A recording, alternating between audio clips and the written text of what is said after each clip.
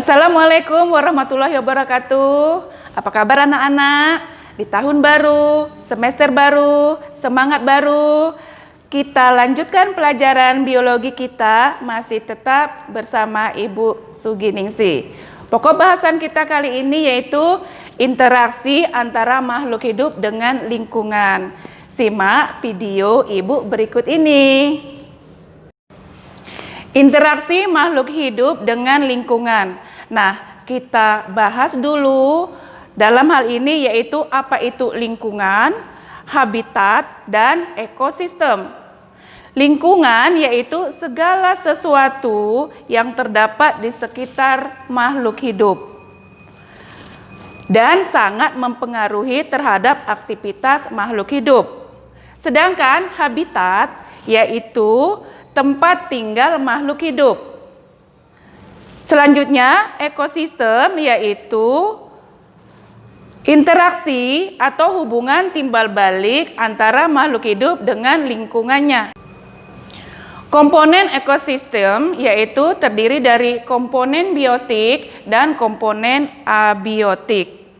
Komponen biotik yaitu komponen yang terdiri dari makhluk hidup. Contohnya fitoplankton, tumbuhan, sampai tumbuhan tingkat tinggi. Sedangkan kalau dia komponen abiotik, contohnya yaitu air, cahaya, batu, tanah, dan sebagainya. Nah, kita lanjutkan selanjutnya yaitu bentuk-bentuk interaksi dalam ekosistem. Perhatikan anak-anak, ada netralisme, predasi, kompetisi, antibiosis, dan simbiosis. Simbiosis ada 3, yaitu simbiosis mutualisme, simbiosis komensalisme, dan simbiosis parasitisme. Kita bahas yang pertama yaitu interaksi netralisme. Netral yaitu pola interaksi yang tidak saling mengganggu, tidak saling merugikan, dan tidak juga saling menguntungkan meskipun mereka hidup di habitat yang sama. Contoh yaitu interaksi antara kambing dan kodok di ekosistem padang rumput.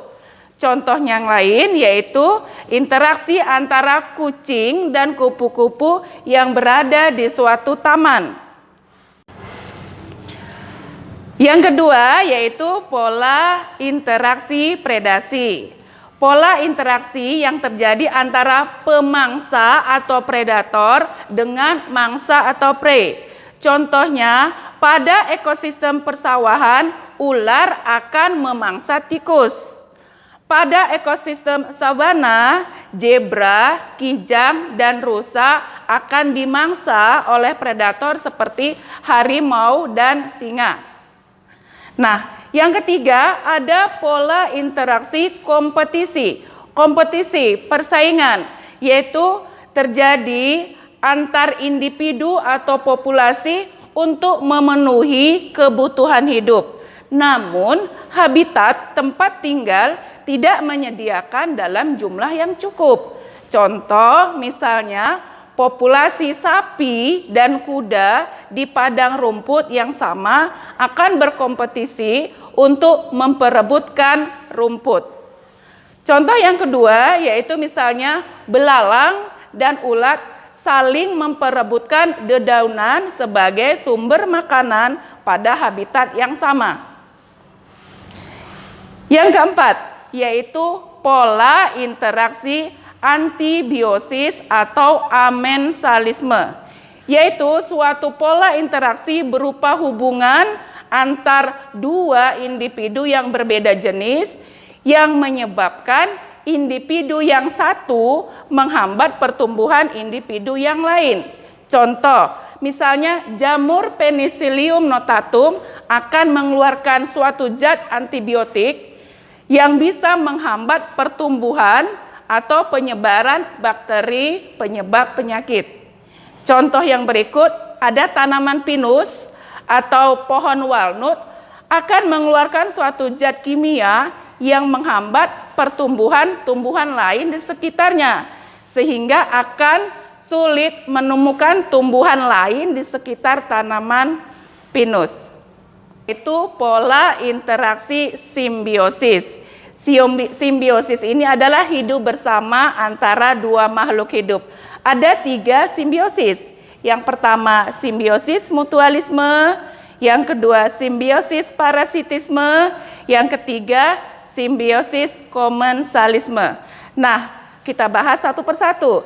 Yang pertama, mutualisme itu adalah interaksi saling menguntungkan. Contoh, hubungan antara kerbau dan burung jalak. Si kerbau dan burung jalak sama-sama untung. Kemudian ada simbiosis antara tumbuhan berbunga dengan hewan penyerbuk, seperti kupu-kupu. Kemudian hubungan antara manusia dengan bakteri Lactobacillus di dalam usus yang saling menguntungkan. Yang kedua yaitu simbiosis parasitisme, yaitu interaksi antara satu dengan yang lain, tetapi yang satu pihak untung, yaitu si parasit, dan yang satu pihak dirugikan, yaitu inang. Contoh misalnya di sini adalah hubungan benalu yang hidup sebagai parasit pada tanaman inang, misalnya kopi atau coklat. Kemudian ada tumbuhan tali putri yang hidup di pagar. Kemudian ada tumbuhan yang terkenal yaitu Rafflesia. Dia sebagai parasit pada tumbuhan inangnya. Yang ketiga ada simbiosis komensalisme, yaitu interaksi yang hanya menguntungkan satu pihak, sedangkan pihak yang lain tidak dirugikan dan tidak pula diuntungkan. Contoh yaitu simbiosis antara ikan hiu dan ikan remora. Kemudian ada juga simbiosis antara tumbuhan epifit atau anggrek dengan tanaman yang ditumpanginya, misalnya mangga. Oke anak-anak, sampai di sini pokok bahasan kita kali ini. Selanjutnya, pada pertemuan yang akan datang kita lanjutkan tentang rantai makanan dan jaring-jaring makanan. Assalamualaikum warahmatullahi wabarakatuh.